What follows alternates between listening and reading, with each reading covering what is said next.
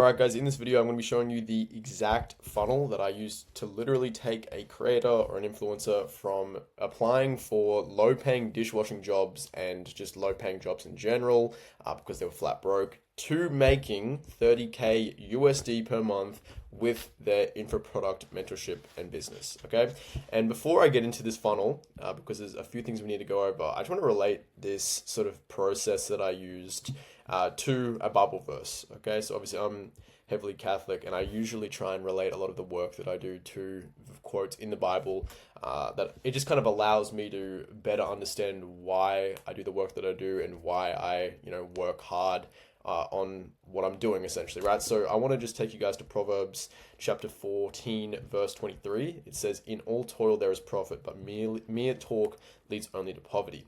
And I did a little description there. This verse highlights the positive outcomes of hard work and potentially consequences of laziness. So this is a big one for me. It's one of my favorite quotes from the Bible. And I only recently just started looking at this when I met Sebastian or reached out to him online, funnily enough. So the whole point of this quote is just to sort of realize and allow Christians to understand that there is profit from the hard work that you're putting in. So you are going to be rewarded if you are putting an adequate amount of hard work into the work that you're doing, essentially. And because of that hard work that you're putting in, it's going to lead to, success. The other side of that is just talking about what you're wanting to achieve will only lead to, poverty, which can be extrapolated to a few things. It can be extrapolated to, or I guess expanded to, just being, not being where you want to be in life, financially, spiritually, whatever, or just never achieving that ideal version of yourself that sort of God has of you, that image of you. So that's the verse that I wanted to sort of go over quickly. Going into Sebastian's actual funnel really quickly is what we can do now. So this is Sebastian's funnel. We reached out to him when he had very low followers on Instagram and on YouTube as well. We reached out to him before he even had a YouTube channel. So he had about 40k followers when we reached out to him on YouTube, and on Instagram, and on YouTube, literally zero at the time. So we follow a pretty simple method for all of these launches, which has allowed us to essentially plug and play our funnel method into any client's funnels or backend systems that we partner up with. And the funnel, or the method that we use, is the 7-11-4 rule, which essentially just means that the client needs 7 hours of people watching their content before they buy their products or buy an info product. The client also needs 11 interactions that the customer would need to have with the brand before they buy. So interactions can just be like leaving a like on a video, or leaving a comment, or following the account, following a YouTube account, following an Instagram account, that sort of thing counts as interactions. And they can be stacked up as well. So you can have like 11 likes, or 11 comments, whatever. Right? Then the fourth one is 11 touch points with the brand, right there. So that essentially means the prospect needs to be contacted or sort of exposed to 11 parts of your brand, 4 parts of your brand, which mean things like watching a VSL can be one touch point, watching your Instagram videos can be a touch point, looking at an email can be a touch point from your brand. A bunch of different stuff qualify as touch points for your brand, right? So you need to be doing all of those 3 things, 7-11-4, to make sure that you're actually getting the most amount of leads coming into your pipeline who are not only just, there, they're also highly qualified and highly nurtured, okay? So getting into the actual funnel. First up, we had the Instagram and YouTube. So the first part of the funnel was obviously Instagram, YouTube. Leads start at the top of the funnel by watching, Sebastian's content, and from there, the next part they'll be led over to this part right here, which will be the landing page. Okay, so the way that we actually get them from here to here is a few different ways. We have the first one, and probably the one that we've used the most, is just Instagram stories. So we do about 3 Instagram CTAs every week. And during the actual launch period, we use the 14-day launch sequence called the whisper and tease method. If I want to grab that right here. This one, which maybe I can cover in a different video, but that is the method that we essentially used to launch Sebastian's program essentially, right? So it was over 14 days that we did Instagram stories. We also used email list, which he had built up a little bit, and we used his YouTube, which he launched about 2 days into our launch sequence. From there, he was basically able to go super viral on YouTube because he knows how to make good content, and we were able to explode that funnel, basically that avenue for content and getting eyeballs onto his content and his videos. So essentially, we used Instagram CTA stories, email blast, and nurtures.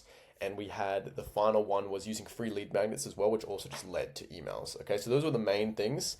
We didn't really do many CTAs in his actual content. Besides YouTube, we had CTAs at the end of those videos, but for his Instagram Reels, yeah, there wasn't many CTAs or just call to actions to do anything from Reels, because we find that usually if you do that with Instagram Reels, they don't convert as well, and Instagram won't push them out if there's like a heavy CTA in the description or in the actual video itself.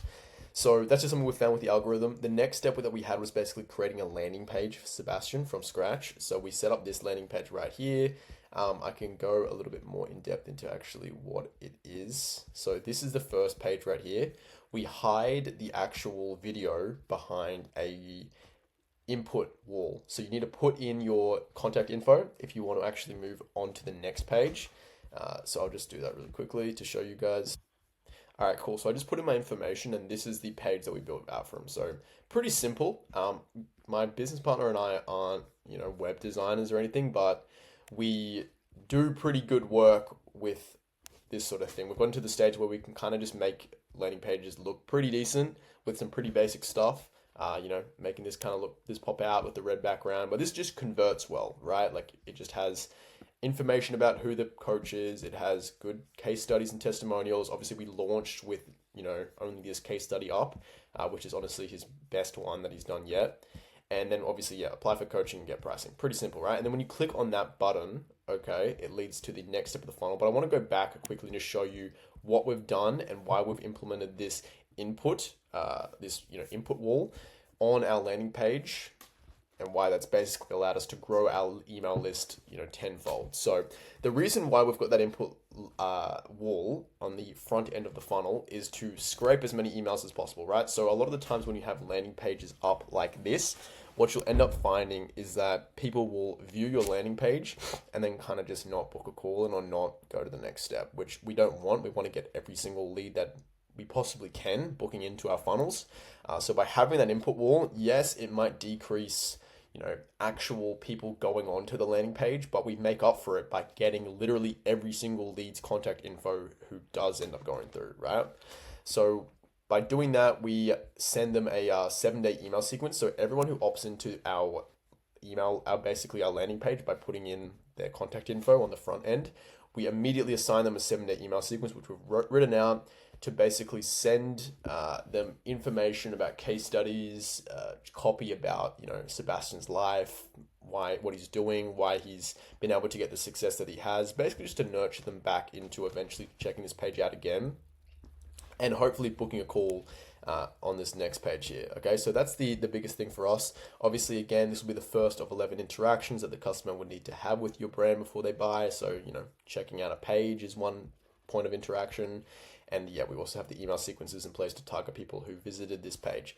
So when you click on the buttons over here, when you click on that, you get sent to this type form, okay, which is the next part of the funnel. Leads will then be sent to this type form, which will financially and morally qualify them. Now, big important thing here, guys, is don't make your type form super long, because what will end up happening is that you'll have a high drop-off rate, which you can measure with type form. It actually shows you the drop-off rate.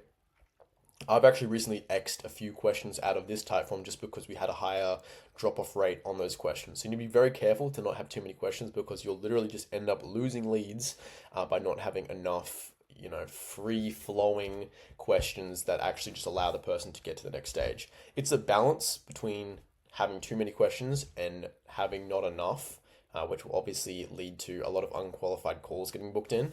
But you need to find that good balance. I find the best way to do it is just have around 5 questions.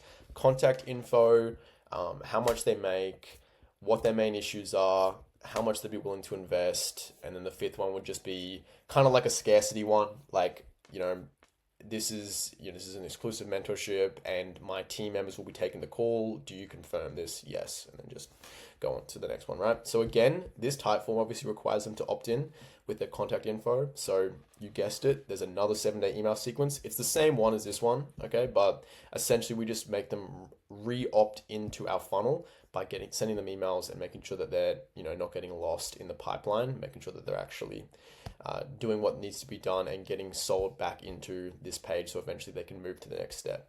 So again, leads will be downsold if they can't afford the highest level of mentorship from us. We have a $500 and a $1,500 downsell. The main ticket price for this offer is $3K.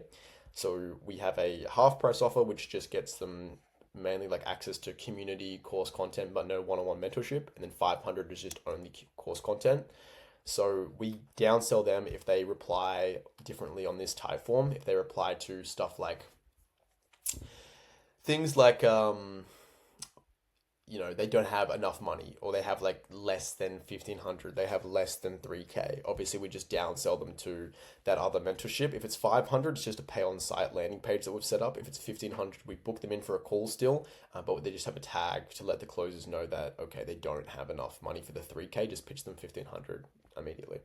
So that's fine. Leads who visit this page will also be sent an email sequence. Yeah, that's fine. So if they actually get to the end of this funnel and they've booked a call in, they get the chance to book a call in. Once they book the call, they will again have pre-call assets. So these are new pre-call assets that get sent to them to sell them before they even jump on the call. The closer will then close the prospect. If they don't close, then the prospect will again be assigned to a different final 7-day email sequence. This is like a no-show email sequence, right? To basically make sure that, if they don't end up buying or they don't show up to the call, they get nurtured yet again to basically make sure that these people are still going to eventually go back onto our funnel, right? That's the main thing that we've got set up there. And the last part of the 7-11-4 rule, this prospect will need 4 points of contact with you before they buy. This would usually be, Instagram, emails, landing page, VSL. So this is our pre-call asset funnel. So we've got 24 hours before the call, confirmation plus case studies are sent to them via email. 12 hours before the call, just case studies are sent to them. 1 hour before the call, just a normal email. And then 5 minutes before the call, a call link is sent to them. So by the end of this funnel, right, our conversion system is sort of set up in a way that before the lead even hops on call with the closers, they've already consumed hours of content, had multiple touch points with the brand, interacted across 4 different platforms. That can be like YouTube, Instagram, VSL, funnel, email, whatever. So by the time they get to this stage here, if this is like a complete cold lead on one side and a high paying client or like someone who's actually bought it on this side, bought your mentorship, then 80% of the work of closing the lead is done before they even hop on a call. And that's done through, again, consuming hours of content, having multiple touch points with the brand and interacting across 4 different platforms. And then 20% of the close is done by the closer on call, which, it's important to have that last step, but in an ideal world, the closer would just be order taking at that point. So that's a rough idea of the actual funnel that we used to launch Sebastian. We did 30K or about 28K last month with him, which has been awesome. So if you're wanting to learn how we could potentially, opt this or set this funnel up in your own, backend systems, if you're a coach making, either 10K per month or a little bit less than that, and you want to actually hit those, 20, 30, 40K months fast, then let us know. There'll be a link in the description for you to check that out. And if you guys enjoyed this video, let me know in the comments, like this video, and I'll be dropping more of these type of funnel breakdown videos in the future.